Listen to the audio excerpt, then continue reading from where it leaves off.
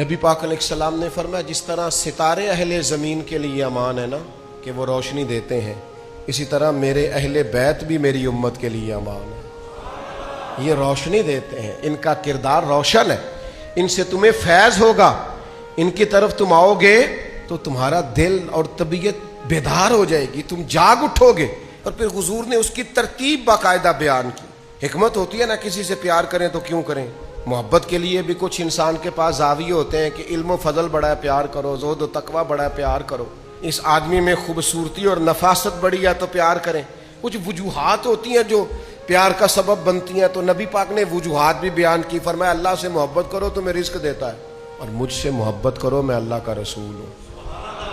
اور فرمایا میری اولاد سے پیار کرو کیونکہ وہ میری اولاد ہے۔ آپ نے مجھ سے ناراض نہیں ہونا، لیکن مزہ نہیں رہا۔ آپ 9-10 کی چھٹی ملی تھی، ساری سو کے گزار دی، 1 منٹ کے لیے بھی نہیں سوچا کہ چلو میں روزہ ہی رکھ لوں، میں اہل بیت کی یاد میں کچھ تلاوت قرآن مجید ہی کر لوں، میں کچھ ذکر و فکر میں لگ جاؤں، چلو 9-10 محرم کوئی میں تہجد کے لیے اٹھ جاؤں۔ کوئی توجہ ہی نہیں کی، یہ بھی سو کے گزار دی، سیر پہ گزار دی، ادھر نکل گئے ادھر نکل گئے۔